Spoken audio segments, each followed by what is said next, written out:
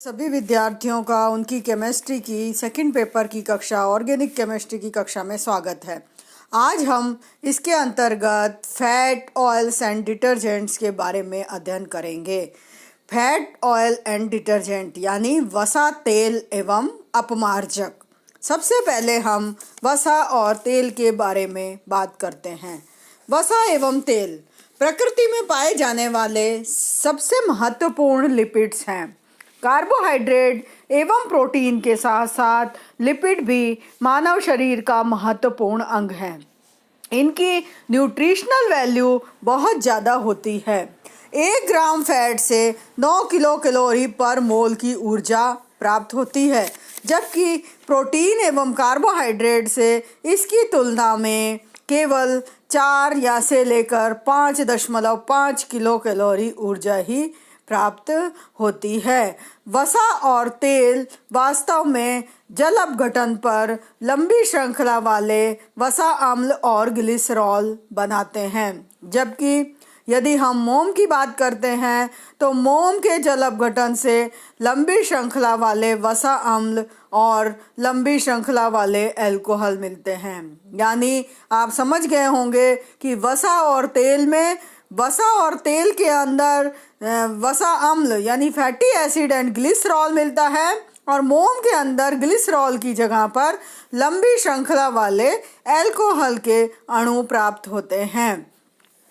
तो यहाँ पर लिपिड जो जलीय क्षारीय अपघटन के द्वारा फैटी एसिड और अल्कोहल बनाते हैं, उन्हें हम सरल लिपिड्स कहते हैं। तो वसा और तेल और मोम को हम किन श्रृंखला में हमने दिया है? सरल लिपिड्स के अंतर्गत बांटा है।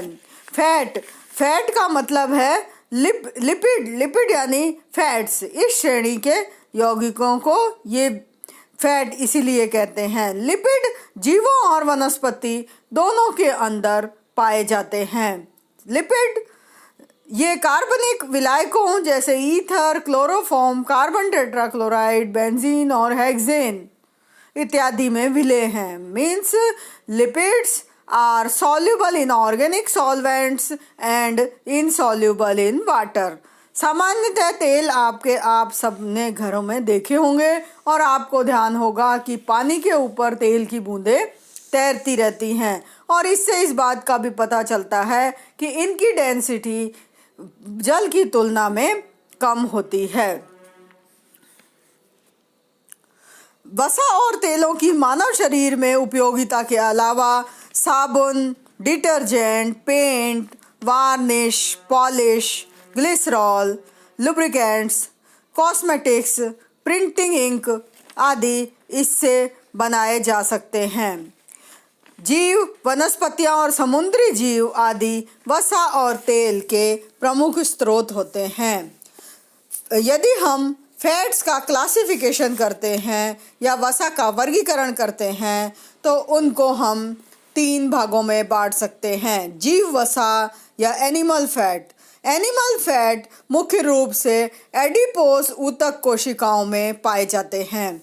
शरीर के तापक्रम पर ये छोटी छोटी तेलीय बूंदों के रूप में रहते हैं, परंतु जंतु की मृत्यु होने के पश्चात ये ठोस रूप में परिवर्तित हो जाते हैं। बकरी, भेड़ आदि में ये चर्बी एवं पशु वसा के रूप में तथा सूअर में लॉर्ड के रूप में पाई जाती है। मनुष्य के शरीर में उसके कुल वजन का लगभग 12% जो है वो फैट होता है, जिसमें से लगभग आधी वसा अधो त्वचा सतह पर ऊष्मारोधी सुरक्षा का प्रदान करती है। यानी हमें ऊष्मारोधी यानी बॉडी में जो टेम्परेचर मेंटेन करने में जो फैट है वो काम करती है, जबकि बाकी आधी हृदय, किडनी यानी हार्ट में, किडनी में और अन्य ऊतकों में पाई जाती है और शरीर में सुरक्षा प्रदान करने का कार्य करती है। मक्खन एवं घी जीव वसा के विशिष्ट प्रकार हैं। यानी एनिमल फैट मेनली जो होता है वो है बटर एंड घी। दूसरी प्रकार की जो वसा होती है वो है वेजिटेबल फैट्स या वेजिटेबल ऑयल्स। वेजिटेबल ऑयल्स मुख्य रूप से वनस्पति के बीजों और नट से पाए जाते हैं। बीजों में उपस्थित तेल एम्ब्रियो के अंकुरण के समय पोषण का कार्य करता है। वसा की मात्रा कुछ ही बीजों एवं नटों के अंदर होती है। बीजों एवं नटों में पाए जाने वाले तेल एडिबल और नॉन एडिबल होते हैं। एडिबल मतलब खाद्य तेल और नॉन एडिबल यानी जिनको खाया नहीं जा सकता। तो सोयाबीन, मूंगफली, नारियल का तेल, सरसों का तेल, तिल का तेल, ये सब खाद्य तेलों के मुख्य स्रोत हैं।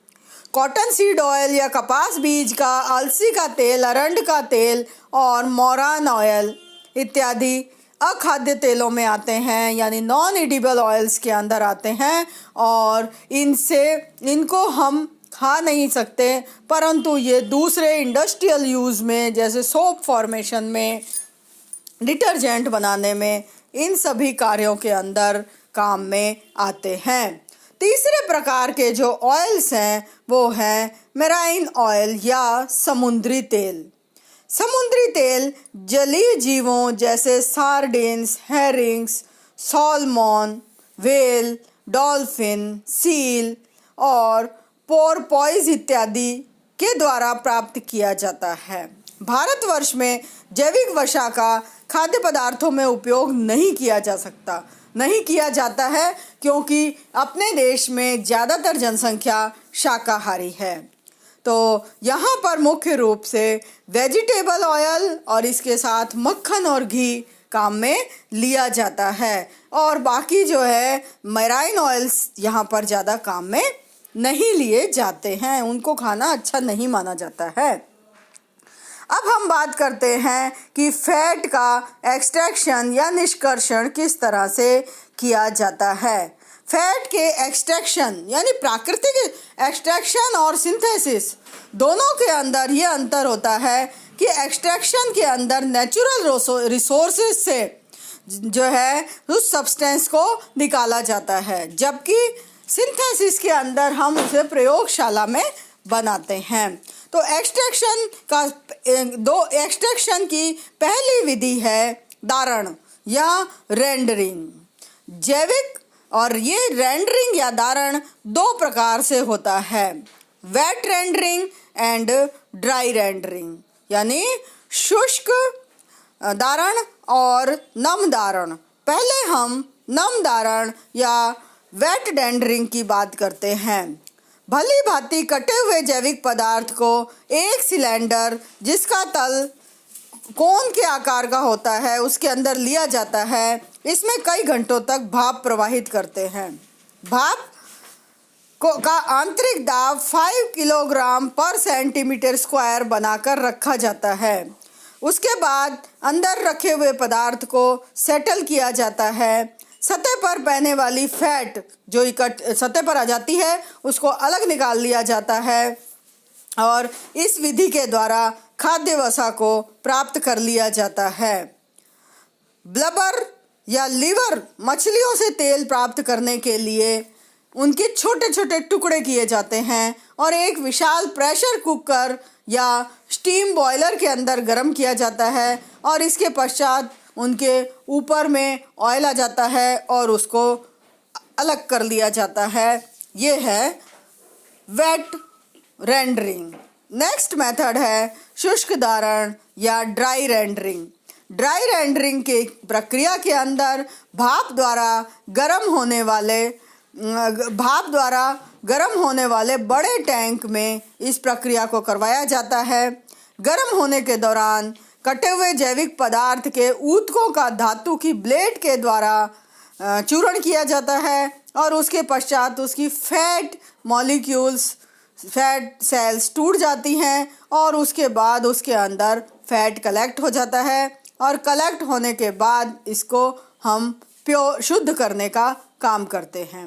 जो शुष्क दारण की विधि है या ड्राई वेंडरिंग है वो वेट वेंडरिंग की तुलना में सस्ती पड़ती है, लेकिन शुष्क वेंडरिंग के द्वारा मिलने वाली फैट की जो क्वालिटी है वो कमज़ोर होती है, यानी क्वालिटी कम अच्छी होती है। वेट जो रेंडरिंग है उनके अंदर क्वालिटी ज़्यादा अच्छी होती है।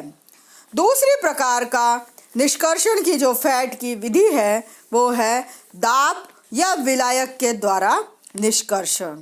इसके द्वारा हम लोगों के यहाँ पर यानी भारतवर्ष में एडिबल ऑयल को जैसे सरसों, मूंगफली आदि के बीजों से विभिन्न विधियों के द्वारा प्राप्त किया जाता है। गांव में तेल निकालने के लिए घानी का प्रयोग करते हैं और एक्सपेलर और सॉल्वेंट एक्सट्रैक्शन प्लांट या विलायक निष्कर्षण संयंत्र के द्वारा बीजों से तेल प्राप्त करने के आधुनिक तरीके काम में लिए जाते हैं। इसमें पहला तरीका है प्रेसिंग बाय एक्सपेलर या बहिष्कारित के द्वारा दबाकर, यानी उनको हाई प्रेशर पर दबाया जाता है। तो तेल वाले पदार्थ को अर्थात सीड्स को ले लिया जाता है, उनको स्टील के रोलरों के मध्य रख दिया जाता है और उसको पीसा जाता है। अब उसे स्क्रीन्ड किया जाता है। ज़्यादा मात्रा प्राप्त करने के लिए पदार्थ को भाप के पात्र में जो वेपर कंटेनर होता है उसके अंदर 70 to 100 डिग्री सेंटीग्रेड पर रखते हैं, जिससे ऑयल ग्लोब्यूल्स टूट जाती हैं। अब प्राप्त पदार्थ को उच्च दाब पर कंप्रेस किया जाता है या प्रेस किया जाता है और इसमें एक छिद्रित बेलनाकार नली होती है और स्क्रू शाफ्ट घूमता है, यानी उसको लगातार घुमाया भी जाता है। तो जो पदार्थ है वो क्रैश भी होता जाता है और उसका दाब घूमते हुए स्क्रू के कारण बहुत बढ़ जाता है। तो जैसे ही बीज से तेल जो है वो प्रेसिंग एक्सपेलर में आ जाता है, बचे हुए पदार्थ या तेल केक, ऑयल केक को नली के दूसरे सिरे से पृथक कर देते हैं। सूखे हुए तेल केक में भी तेल होता है और उसको वापस से जो मॉडर्न एक्सपेलर के बीच में डाला जाता है और इस 4% तेल को भी किसी भी तरह से निकाल लिया जाता है। और फिर सूखा हुआ जो केक होता है वो एनिमल्स के लिए खाने के पदार्थ के रूप में काम में आता है। और विलायक निष्कर्षण के द्वारा जो तेल है उसकी प्राप्ति में इसका उपयोग किया जाता है और फिर उसको शुद्ध किया जाता है। अब हम लेते हैं विलायक निष्कर्षण। विलायक निष्कर्षण आवर्त बीजों के रोल के पास है में से पास करके उसको हैक पत्रक में दबाया जाता है। आवर्त बीजों को रोल में से पास किया जाता है, फिर उसे एक चपटी प्रेस के अंदर दबाया जाता है। रोल्ड बीज को फिर महीन तार की नली में घुमाया जाता है और उसके साथ एक बेल्ट लगी हुई होती है। तो बेल्ट के साथ उसे महीन तार की नली में घुमाया जाता है और इसके साथ साथ ही उसमें विलायक का छिड़काव करते रहते हैं। यदि विलायक जिसमें तेल हो, और इसको आप इस डायग्राम के द्वारा समझ सकते हैं, विलायक जिसमें तेल हो जो कि सामान्यतः पेट्रोलियम ईथर होता है को घूमते हुए बेल्ट की विपरीत दिशा में एक एक स्प्रे में से घुमाया जाता है और प्रतिधारा सिद्धांत के साथ साथ यहाँ पर उसका शुद्धिकरण होता जाता है सॉल्वेंट एक्सट्रैक्शन मेथड से।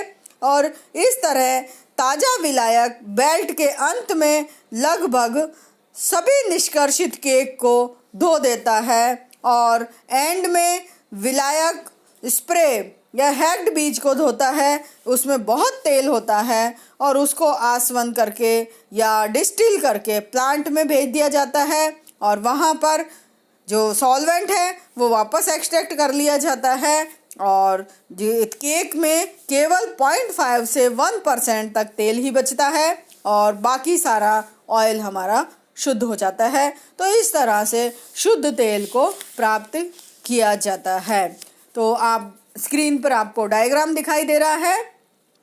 जो आपने ऑयल लिया और ऑयल और पत्रक बीज जो मिक्स है उस मिक्सचर को आपने इस रोटेटिंग टेबल के ऊपर डाला और ये कहाँ पर पहुँचा, सबसे पहले फर्स्ट, सेकंड, थर्ड और फोर्थ कोन शेप कंटेनर्स के अंदर गया और वहाँ पर ऊपर से उसके ऊपर विलायक का छिड़काव किया जा रहा है, जैसा कि आपको चित्र में दिखाई दे रहा है। और नीचे जो स्क्रू टाइप लिखा हुआ है, घूमता हुआ पंप, उनसे लगातार उनको घुमाया जाता है। और घुमाए जाने के पश्चात ये लगातार इसमें तेल अलग होता जाता है और सूखे पत्रक जो है वो अलग होते हैं। सूखे जो पत्रक होते हैं उनके अंदर ऑयल की मात्रा कम होती जाती है और लास्ट में हमें तेल शुद्ध अवस्था में प्राप्त होता है। और फिर वो जो तेल होता है उसे हम तेल केक कहते हैं, उसको अलग कर लेते हैं और उसमें से सॉल्वेंट बिल्कुल अलग कर दिया जाता है।